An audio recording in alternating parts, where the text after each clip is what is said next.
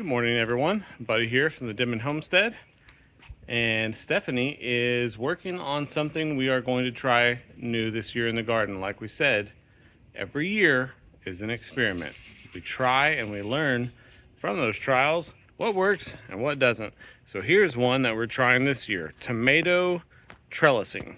So kind of like what you might think what we're doing with cucumbers and things that have to climb up a trellis, but this is a little different. What is happening here? We've got a T-post on one side of these tomatoes, a T-post on another side, and you are weaving a string, a twine through it. Yeah, so what I'm gonna try to do is take this twine, start at the bottom, and weave in and out of each tomato plant, and then come back and go the opposite way and weave in and out of the tomato plants. And just retie this. And when you're doing this, don't pull so hard on the twine. It may break. It could break. Snap. And you could go back into the zucchini. So I'm going to try this again, to weave this to where we don't need tomato cages. The twine will essentially hold the stalks upright as I go back and forth, and as they get bigger, we can continue this. Moving up the poles. Yes, so let them go up throughout the twine and keep them upright, because right now they are laid over. Yeah, it's kind of saggy, so. Yeah. All right, let me get some more T-posts, and we're gonna do this until I run out of T-posts, essentially. Yeah.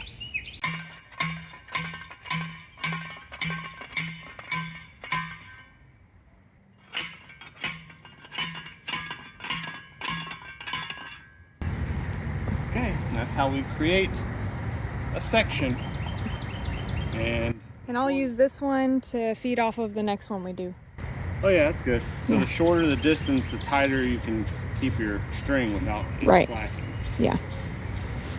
Okay, T-posts are in, and Steph is working her way down with the string, going up towards the tops of the tomatoes. You can see how it's kind of woven through and around the tomatoes and these little support sticks, our little planting sticks, just to give it a little bit more strength and to help everything stand up. We ran out of T-posts for one little section of tomatoes over there, but we might have some tomato cages laying around that we can slap on those. Good luck, boys. Huh? Good luck. Connor and Caden are off to go help Debbie clean up the front and backyard.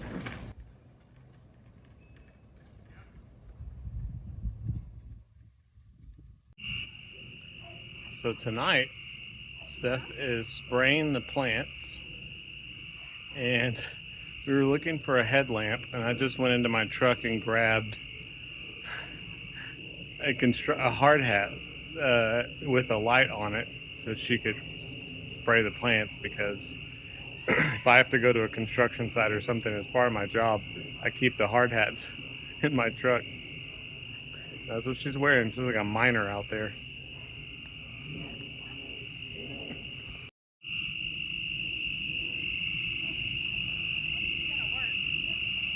Yeah? Well, you look cool. Now the bugs are attracted to my headlamp. Yeah, all the bugs are flying to her light. Okay, while Steph is spraying, I saw this. And this is our first squash that we can actually pull off of these plants. That's exciting. This rain did some good.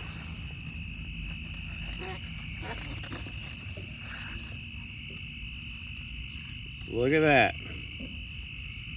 First squash. Dun dun dun. I still gotta check and see if there's any more, but Oh, there's definitely more. there's more? Oh, yeah. Okay. Well, here's number one. First squash of the garden. All right, so there are a bunch of them that are this size. So this one is a little bigger than these. This is actually a really good size to get them. That one I want to give another day, maybe two, but I'm thinking one more day. And there are a bunch like that. So I think tomorrow afternoon, or maybe the next morning, a bunch of these might be ready. But for right now, we're just gonna stick with the one that we got, because there are a good amount. But Steph pointed something out just now that I thought was interesting, because she is spraying the zucchini. That is what is getting eaten up. Look at these leaves. You see the leaves on these zucchinis? How they've just been eaten up? Now, granted, we have spent a lot of time at the rental house this last 2 weeks. We could have spent more time in the garden for sure, trying to control this, but just for comparison's sake, this is the zucchini. Right next to it is the Rise and Shine, and they have not been touched. Every leaf on these Rise and Shines are just as full as they could be. Really no damage. So that's interesting. We haven't done anything special between these two rows. We haven't really done anything at all. But that's interesting. So yeah, tonight we're spraying. You want to show them what I'm using? Yeah, this is not actually neem oil. We do have the neem oil, but it's a concentrate, and our pump sprayer is at the rental property. We were using it for some cleaning. So this is something that she has called Garden Safe Multi-Purpose Garden Insect Killer, and it is an organic insect killer. It says the active ingredients are canola oil and other ingredients. Canola oil. No, canola oil is like 0.10 something. But Oh, well, there's canola oil and other ingredients, but organic. So we're gonna spray these, and then we'll bring the pump sprayer back tomorrow and mix up the neem oil. Just keep an eye on it, but everything else is looking good. We had hard rains today, really hard rains. I'm stepping in some wet walking paths right now, especially as we get back here towards the back of the garden. But I just think that is so crazy. These plants right next to each other are just night and day. This zucchini has been feasted upon, and this squash is just perfect. Very interesting. We will continue to monitor how these plants do. And yeah, but that is, I mean, first thing out of the garden is a yellow squash from the Rise and Shine, and they just look in really good condition with nothing special done to them. So that's a good sign. It's a really good sign. So Steph was over at the pear trees here, and she noticed something that was happening to the top of it. So I thought I would show you. So this typically happens, if it's gonna happen, it's gonna happen in spring, usually after it starts getting warmer and you get a lot of rain, springtime rain. But if you have a pear tree, keep an eye on the tops, the very tops of the pear tree, and see if you see this where the wood, look at the difference between the healthy wood and this dark black wood, and the way these leaves die over and kind of grab onto the stem.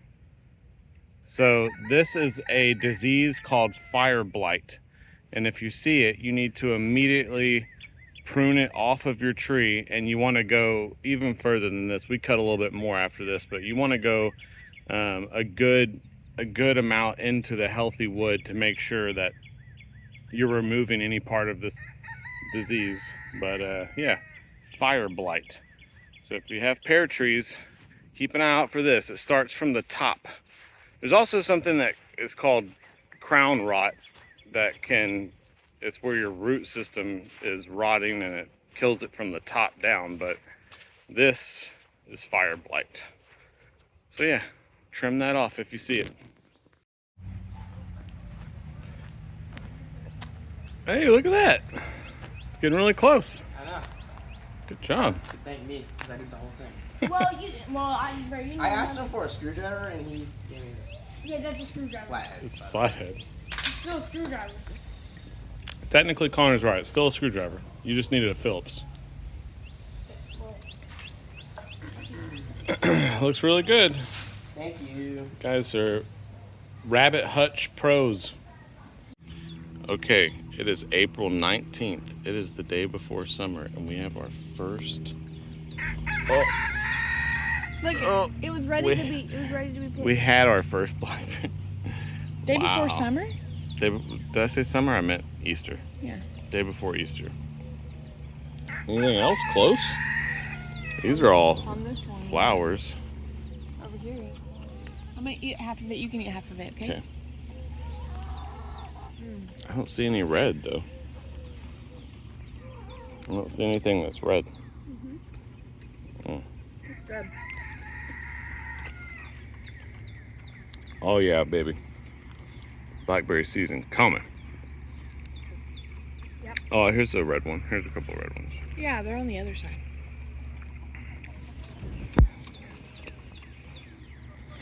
That's exciting. Yeah. We got the first one, I think. Oh, babe. Is that ready though? Yeah, look at Oh it. my goodness. Wow. You let Laura try this one? Sure. Dang, we got the first two before the birds. Yep. Oh, these are getting real close.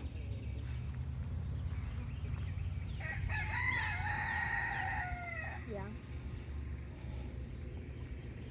Oh man, I almost walked into a spider web. Cool. Come here. Dad wants to give you a blackberry. Look at this.